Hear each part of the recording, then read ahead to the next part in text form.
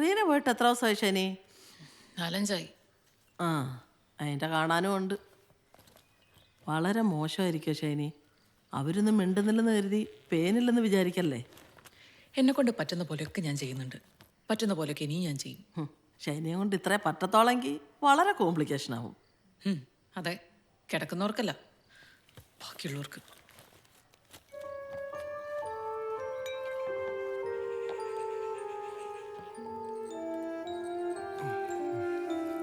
ആ കുട്ടിച്ചായ ഓക്കെ ഇല്ലയോ? അല്ലാതെ പറ്റുമോ? അല്ല, പെട്ടെന്ന് ഇങ്ങനെ പോയാലെങ്ങനെയാ? പെട്ടെന്നായാലും എന്താ, അവൻ 4-5 ദിവസം അവിടെ പോയി നിൽക്കട്ടെ. ഇപ്പൊ തന്നെ ഉച്ചയായി, ഇനി പോയിട്ട് എപ്പോ വരാനാണ്? ചാച്ചനും അമ്മച്ചും തന്നെയായാലോ? ഞാൻ വൈകിട്ട് ഇങ്ങനെ വരും. ചാച്ചനും അമ്മച്ചിയും അതുമാത്രം അറിഞ്ഞാൽ മതിയല്ലോ. നീ എന്താന്ന് വെച്ചിട്ട് ഞാനിപ്പോ എന്തോ പറയാനാ?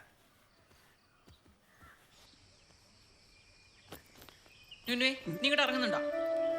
വരുന്നു അമ്മേ.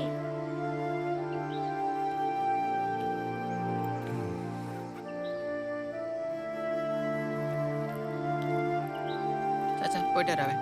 അപ്പച്ചാ പോയിട്ട് വരാമേ. ഓ ഓ വേഗം വരണേന്നുന്നപ്പാ, അപ്പച്ചന് ബോറടിക്കും. ചൊല്ലി.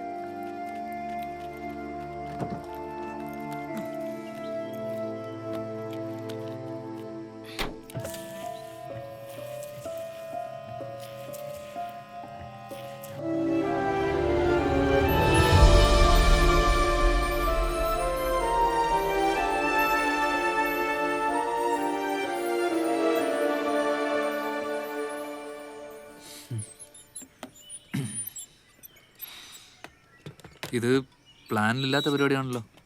ആ, പെട്ടെന്ന് തീരുമാനിച്ച. ഇവൻ 4-5 ദിവസം അവിടെ പോയി നിൽക്കട്ടെ. അവനെങ്കിലും മനസ്സ് പിടിച്ചെന്തെങ്കിലും കഴിക്കട്ടെ. ഞാൻ തുമ്പോന്റെ പ്രശ്നമൊന്നും അവനില്ലല്ലോ. അത് നന്നായി. 4-5 ദിവസം നമുക്ക് സ്വസ്ഥമായിട്ട് കാണാമല്ലോ. അയ്യോ, ബ്ലൂടൂത്തിലാണോ? കുഴപ്പമില്ല. ഇപ്പം 4-5 നമ്മൾ കണ്ടിട്ട്. രണ്ടുപേർക്ക് വെച്ചോ. ഇന്ന് വരില്ലേ അതോ? ഇവൻ അവിടെ കൊണ്ടാക്കുന്നു, അടക്കുന്നു, അത്രേ ഉള്ളൂ. ഓക്കെ, അപ്പോൾ ഒരു കാര്യം ചെയ്യ്, നീ അവിടെ നിന്ന് എത്തിയിട്ട് വിളിക്ക്. ഓക്കെ, എന്തുപറ്റി? അത് ഞാൻ പറയാം. എടാ, കായംകുളത്തൊന്നും സാധനം ഇറക്കിയിട്ട് കാര്യമൊന്നുമില്ല. ഗുരുവായൂരോ പാലക്കാടോ നോക്കണം. എന്റെ പൊന്നിടവേ, നാട്ടുകാർക്ക് മൊത്തം കിട്ടിയിടുന്നുണ്ട്. ആർക്കും വേലയും കുരിയില്ലാത്ത ഇക്കാലത്ത് ഇതൊക്കെ വർക്കൗട്ട് ആവും. കിറ്റി തേങ്ങയില്ലല്ലോ. ഇല്ലേ?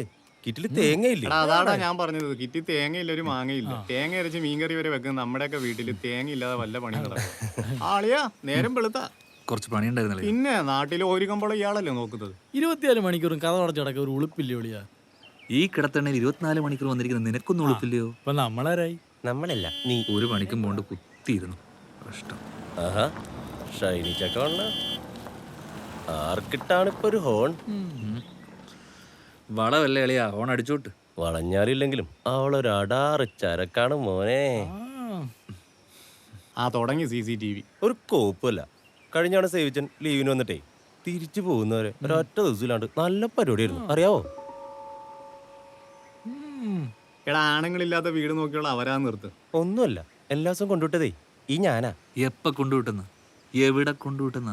എന്നും രാത്രി ഒരു 11-11:30 ആകുമ്പേ ബൈക്കിൽ ഞാനാ കൊണ്ടുവിടുന്നത്.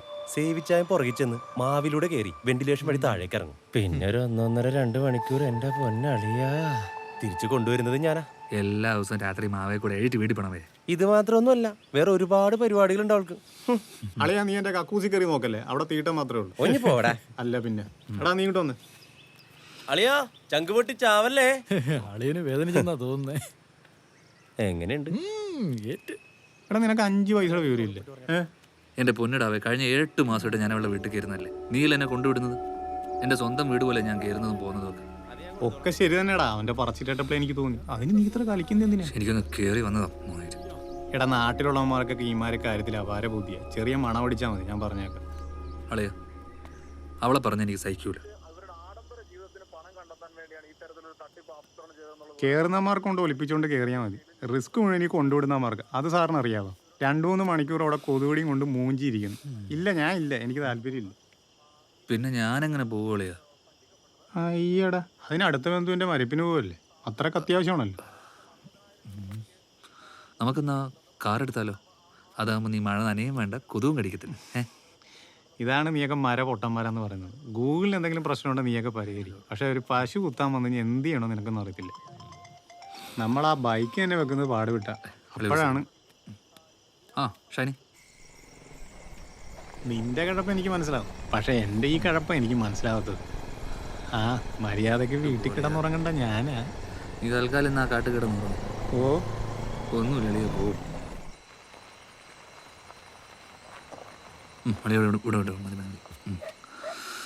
ഓക്കെ, അളിയാ രാജധാനി അടിയാൻ പ്രതീക്ഷിക്കുന്നത്. ഒരു പാസഞ്ചർ ആവല്ലേ. മൂട് കളയല്ലേ, പോയാടുന്നു. ഓ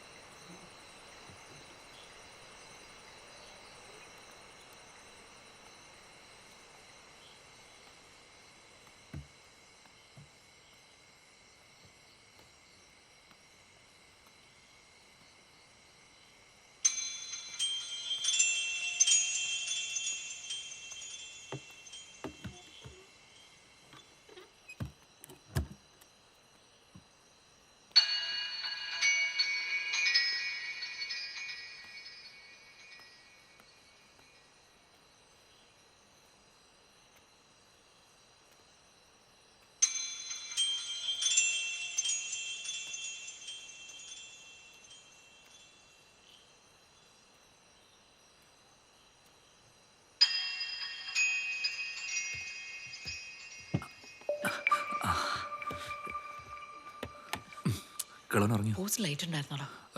ഇല്ലെന്ന് തോന്നുന്നു. ഇങ്ങോട്ട് നന്നായി പോയിട്ട് ഞാൻ മെമ്പർ വിളിച്ചൊന്നും പറഞ്ഞില്ല.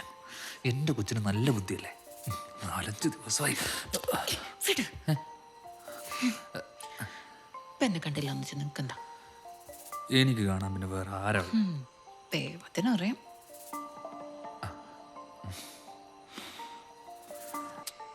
ഒന്നുമില്ല, ഒന്നുമില്ല. ഒന്ന് വേഗ പഴയ ഷൈനിയായ. ഏത് പഴയ ഷൈനി? ഇതേ കട്ടില് പഴയ ഷൈനി. അയ്യടാ ഈയടാ പാടി. ഒന്ന് പീരീഡ്സ് ആയെന്ന് വെച്ച് ഇങ്ങനെ സ്നേഹമുണ്ടോ? സ്നേഹോ? ആർക്ക്? സ്നേഹമില്ല.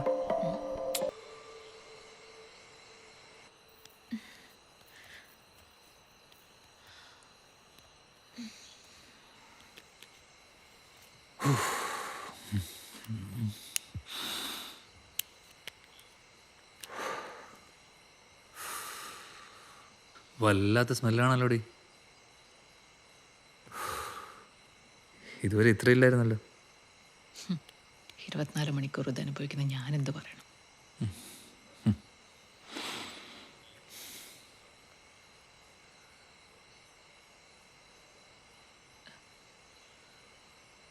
നിനക്ക് ഈ നരകത്തിൽ നിന്ന് എന്നെ ഒന്ന് രക്ഷിച്ചോടെ?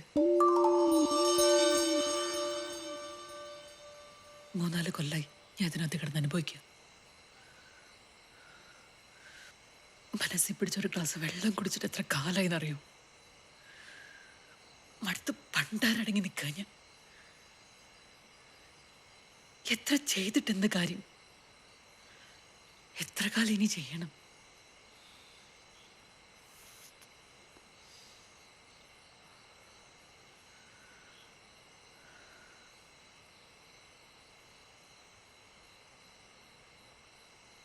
ഡാ, നീ എൻ്റെ കൂടെ ഒന്ന് നിൽക്കോ? നമുക്ക് തിന്ന് അവസാനിപ്പിക്കാം.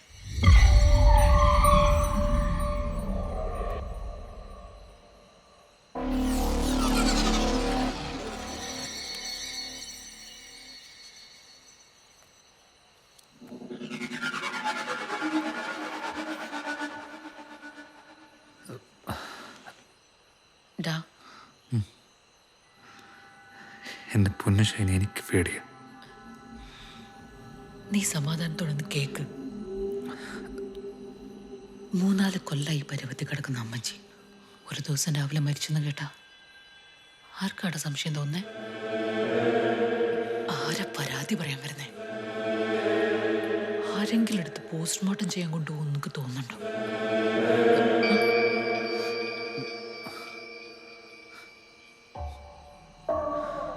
അവരോട് ഈ ലോകത്ത് കുറച്ചെങ്കിലും സ്നേഹമുള്ളത് ആ അപ്പച്ചന് മാത്രം.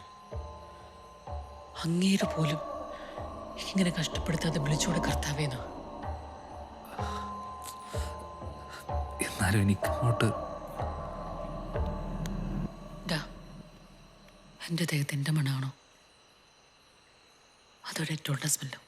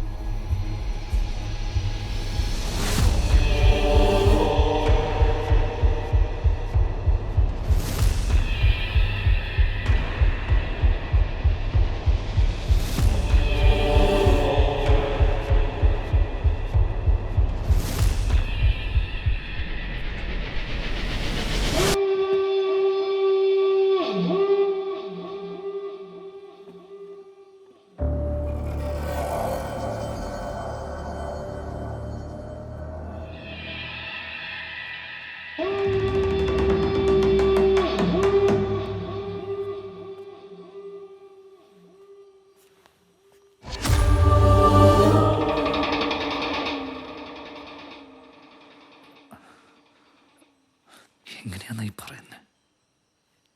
ദേഹത്ത് തൊടാൻ പറ്റില്ല, സ്കിൻ പൊട്ടും.